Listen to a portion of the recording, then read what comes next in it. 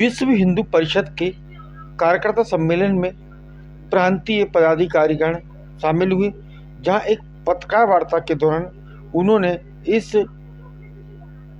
कार्यकर्ता सम्मेलन के बारे में विस्तार से जानकारी दी।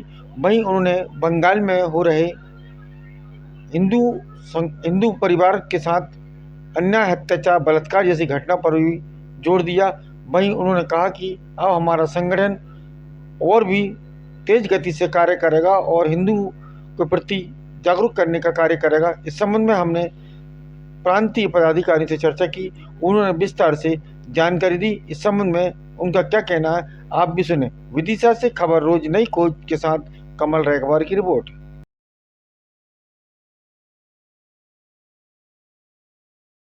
जो वहाँ पर अल्पसंख्यक है, जो 1971 में जब बांग्लादेश का गठन हुआ तो वहाँ पर 31% हिंदू थे, जो अभी घटकर 8% रह गए। इतनी बड़ी घटनाएं घटने के बाद ये जो मानवाधिकार के तथाकथित चेहरे हैं वो कहाँ छुप गए। तो विश्व हिंदू परिषद बजरंग दल ने मांग की है कि वो भी सड़क पर आए। इतनी बड़ी मात्रा में जो इतनी बड़ी घटनाएं हुई, इतने मंदिर जलाए गए, इतने हिंदू परिवारों को लूटा गया, उनके प्रति संवेदना तो रख सकते हैं, उनके प्रति दो शब्द तो कह सकते हैं। तो हमने मांग की है ऐसे सभी तथाकथित मानवाधिकार जो संस्थाएं हैं उनसे कि आगे आए और हिंदू समाज के प्रति भी वैसा ही रुख रखें जैसा अन्य किसी के प्रति रखते हैं। तो ये तो हो गया बांग्लादेश का घटनाक्रम। अभी हमारा षष्ठी पूर्ति वर्ष है, इसमें अभी हमारे प्रांत में हमने जो तय किया है इस काम में लगे, इन समितियों को बढ़ाना, इन समितियों को इस षष्ठी पूर्ति वर्ष में 8,500 तक ले जाने का हमने जो लक्ष्य लिया था उसको आने वाले 1-2 महीने में हम पूरा करें।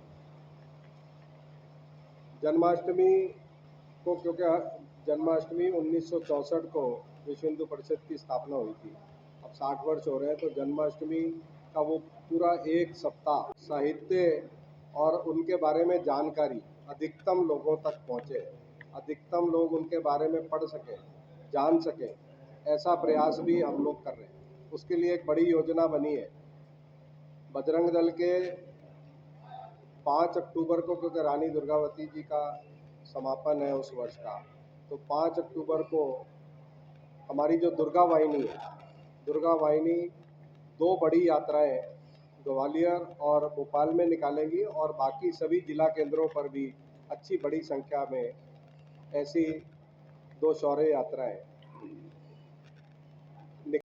भोपाल में एक बड़ी यात्रा, शौर्य यात्रा, और उसमें त्रिशूल दीक्षा ऐसा कार्यक्रम जिसमें लगभग 10,000 की संख्या रहने की संभावना है, सिर्फ भोपाल महानगर का।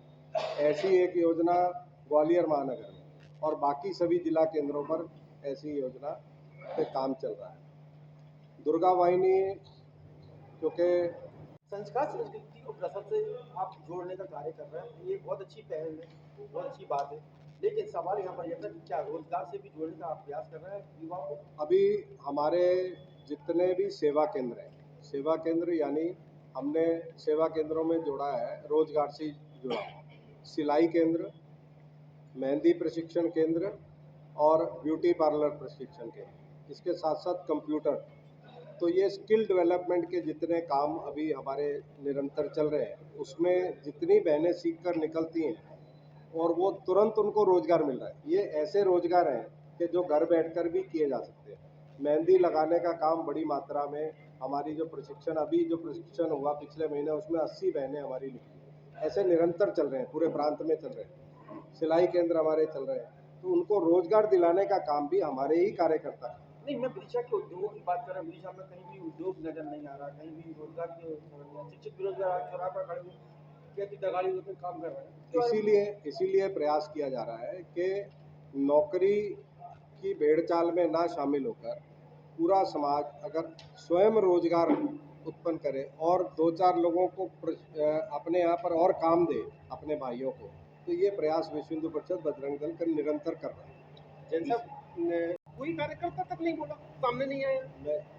कुछ चीज़ें ऐसी रहती है कि जिसमें जब तक हम पूरी जांच पड़ताल नहीं कर लें कि ऐसा क्या है और क्या होना चाहिए, जैसे ही ये कल परसों हमारे ध्यान में आया हमारी जो लीगल टीम है, लीगल एक्सपर्ट्स है, ये मामला उनको दे दिया है। आने वाले 1-2 दिन में उसमें पूरा हमारा जो ठोस कार्य जो कदम है वो हम क्या उठा सकते हैं, लीगल एक्सपर्ट्स जो हमारे बताएंगे, उसमें विश्व हिंदू परिषद बजरंग दल के कार्यकर्ता समाज को साथ लेकर ऐसा उसके लिए आंदोलन करना होगा तो आंदोलन भी कर सकते हैं। और कोर्ट के माध्यम से हम तो हर चीज़ का आपसी बातचीत से अगर निदान नहीं होगा तो कोर्ट के माध्यम से नहीं, वो ऐसा- आपके पास सही आपत्ति है। है ही नहीं, उस पर तो किसी की आपत्ति है ही नहीं।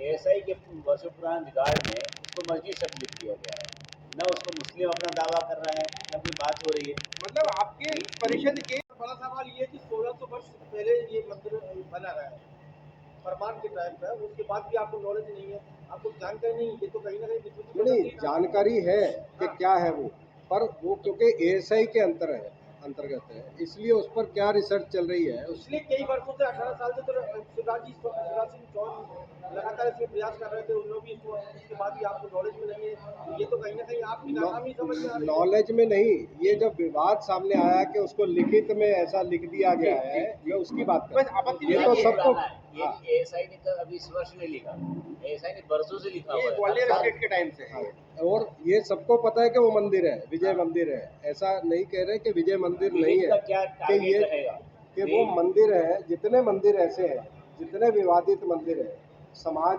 को साथ लेकर कोर्ट के अगर तो बातचीत से मिलेगा तो ठीक है, नहीं तो कोर्ट के माध्यम से ऐसे सब मंदिरों को वापस लेकर पुनः स्थापित करने का प्रयास विश्व हिंदू परिषद कर रहा है और करेगा।